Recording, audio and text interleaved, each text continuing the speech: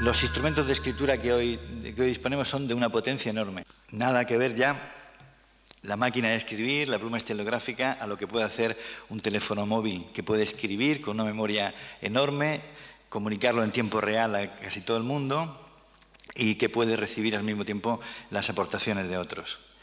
¿Qué decir de los soportes?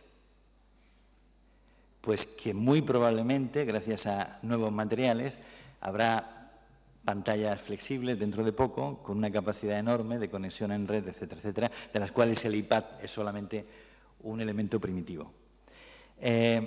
Fíjense cuál ha sido la evolución. A principios de siglo, la humanidad disponía de muy pocas formas de registro de las voces y de la oralidad.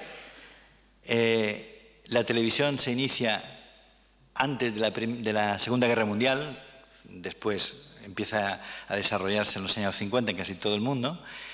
El primer registro magnético, porque la televisión no podía registrarse al principio, aparece en 1964 y la digitalización es ya una evidencia a partir de los años 70 y 80.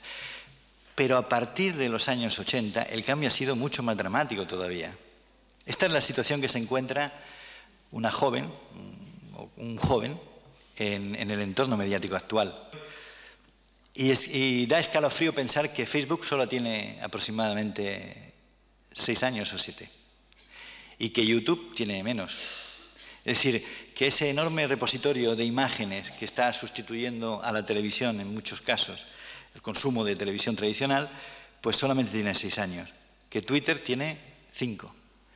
Y lo que ha de venir de aquí a muy poquitos años puede ser una revolución enorme. Por tanto, el librocentrismo que había dominado hasta ahora las instituciones culturales es un hecho del pasado. No es baladí el hecho de que las grandes religiones del libro, o las 3 grandes religiones del libro, hayan sostenido también esa especie de sacralización de los textos, incluso en territorio, entre comillas, laico.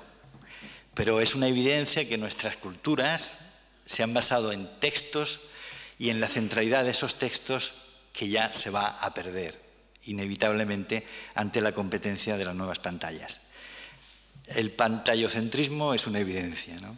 Nuestros jóvenes pasan más horas delante de cualquier pantalla, no solo de la pantalla de la televisión, y cada vez menos delante de la pantalla de la televisión.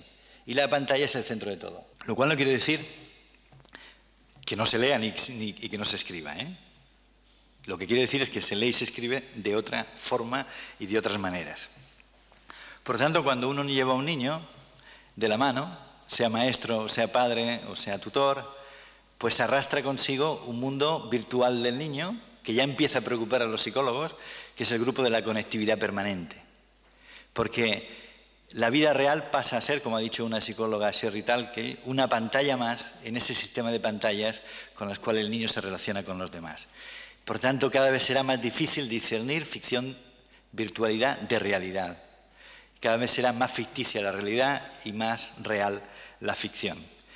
¿Qué pasará en los centros educativos? Pues seguramente, después del primer vaivén de pantallocracia o pantallocentrismo, tendrá que reconvertirse toda la ecología de un centro educativo, ¿no?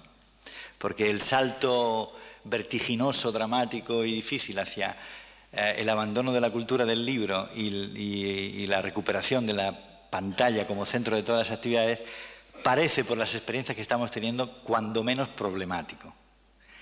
Lo que sabemos de la historia de los medios de comunicación es que ningún medio desaparece, todos se complementan. Por tanto, plantearse política de sustitución es siempre muy problemático, ¿eh?